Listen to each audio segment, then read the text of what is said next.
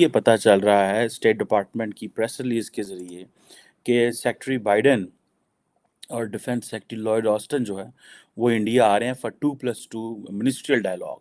सबसे पहले तो अभी की एक प्रेस ब्रीफिंग के दौरान व्हाइट हाउस ऑफिशियल जॉन किर्बी साहब ने ये कहा है कि इंडिया रिमेन्स ए की स्ट्रेटेजिक पार्टनर फॉर यूएस, और उन्होंने इसके ऊपर बड़ी तफसील से बात की और कहा है कि भाई उनका जो भी स्टैंड है, जिस भी मसले पर कोई मसला नहीं है, लेकिन हमारे वो बड़े जबरदस्त पार्टनर है। अब ये जो मिनिस्ट्रियल डायलॉग है ये अमेरिका और इंडिया के बीच में एक बड़ी एक जिसे आप बोलते हैं नेक्स्ट लेवल की एक एंगेजमेंट है। तो मतलब ये कि जो इंडिया है वो हर जगह पर छाया हुआ है, ऐसे ही नजर आ रहा है। और IMF का पाकिस्तान से डू मोर का मुतालिबा। वजारत खजाना से मुज़ाकरात में रिटेलर्स, ज़राअत, रियल एस्टेट पर टैक्स आयद करने का मुतालिबा कर दिया। इंडिया ने पाकिस्तान के मुकाबले में और चीन के मुकाबले में ऑलरेडी सफिशिएंट डिटरेंस एस्टैब्लिश कर ली हुई है। Do you believe that Pakistan is standing on the brink of bankruptcy? India has the nuclear weapons. India has big military. India size में इकोनॉमिकली एक बड़ी मुल्क है। अमेरिका ने लगभग आधा बिलियन डॉलर्स भारत के एक कंपनी को देने वाले हैं। वो कंपनी है अदानी ग्रुप। इस वक्त दुनिया में देखा है, मैं समझता हूं कि India is the only rising power है जो अपनी टर्म्स पर रिलेशनशिप चलाता है। अमेरिका के बीच होने वाली 2+2 मंत्री स्तरीय वार्ता के लिए अमेरिका की रक्षा मंत्री लॉयड ऑस्टिन नई दिल्ली पहुंचे। इस दौरान रक्षा मंत्री राजनाथ सिंह ने उनका भरपूर स्वागत किया।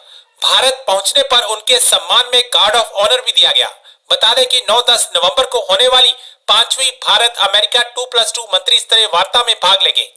लॉयड ऑस्टिन भारत की यात्रा के बाद दक्षिण कोरिया और इंडोनेशिया की भी यात्रा करेंगे। इंडो पैसिफिक की यह उनकी 9वीं यात्रा होगी।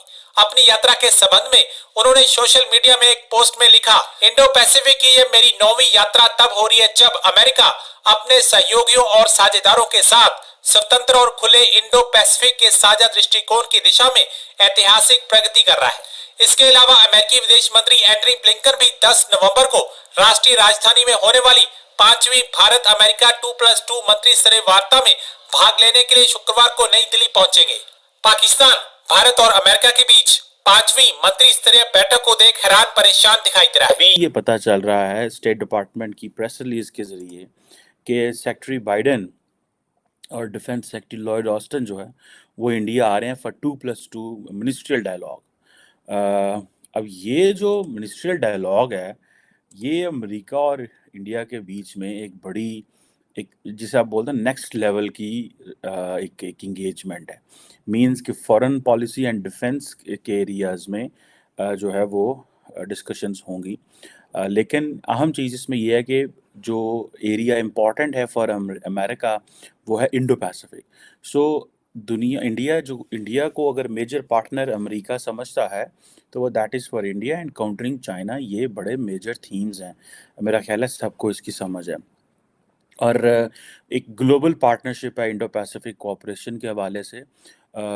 और शुरू वो ये करते हैं जी कि हम क्वाड की जो लीडर्स समिट है वो हमारे लिए हमें उसको आगे लेके चलना है, क्वाड को आगे लेके चलना है। अगर आपको याद हो रिसेंटली डॉक्टर जयशंकर ने कहा था हमने क्वाड को ट्रीटी नहीं बनने दिया। जब आप ट्रीटी साइन करते हैं इंटरनेशनल लॉ में then you are bound to go with the laws. For example, North Atlantic Treaty Organization, NATO, the European Union is supposed to pay 2% of its GDP to the NATO. अपने defence पे लगाना है उन्होंने।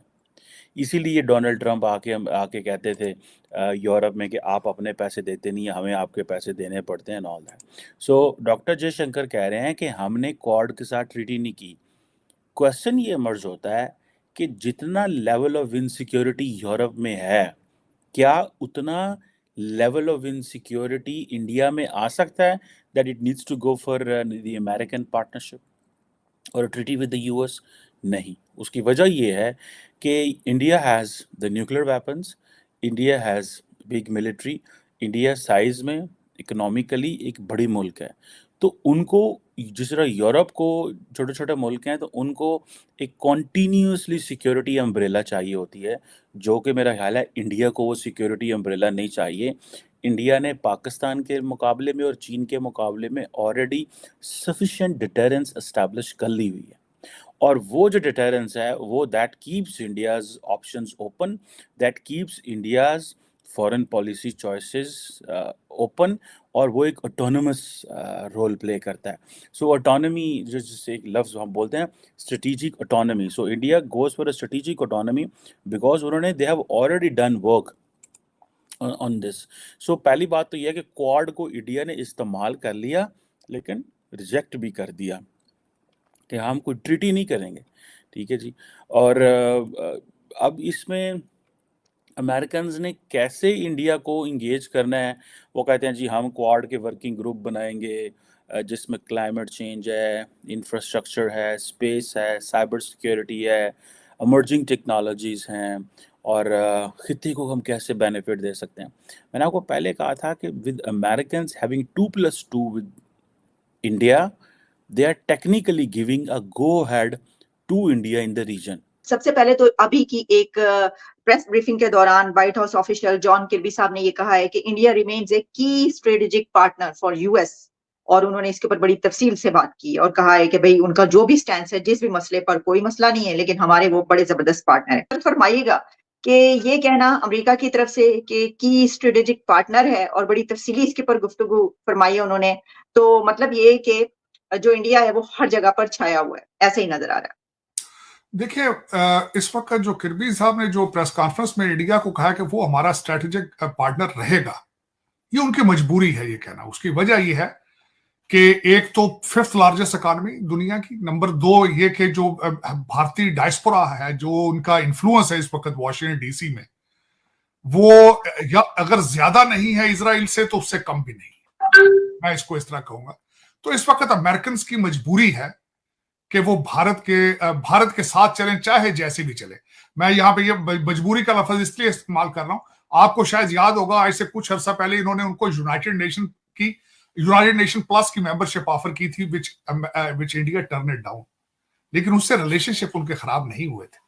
वो इस वक्त दुनिया में देखा है, मैं समझता हूं कि India is the only rising power है जो अपनी टर्म्स पर रिलेशनशिप चलाता है, और किस खूबसूरती से चला रहा है। अब देखें, ईरान से वो रशिया से तेल भी लेते रहे, उनसे S-400 भी ले लिया उन्होंने, टर्की लेता गया S-400 तो उस पर फॉरेन सैंक्शन लगा दी गई। तो इस वक्त जो मैं समझता हूं कि उनकी एक तो फॉरेन पॉलिसी, उनकी फाइनेंशियल स्ट्रेंथ, और उनका उनका हाउस के अंदर उनकी सपोर्ट या ग्रिप, उनकी सब्जेक्ट। देखिए, आपकी दुनिया में पिज़राई या इज्जत तब होती है जब आपके साथ आपके मैसेज साथ हो, आपके पास एक ह्यूज मैंडेट हो, आपकी इकोनॉमी स्ट्रांग हो, ये सारी चीजें तब होती हैं। तो मेरे ख्याल में इसकी बहुत बड़ी मिसाल है। इसके साथ ही किर्बी साहब ने एक और भी स्टेटमेंट दी है जो मैं बताना चाहूंगा कि इजराइल के साथ किस तरह बिहेव करते हैं वो।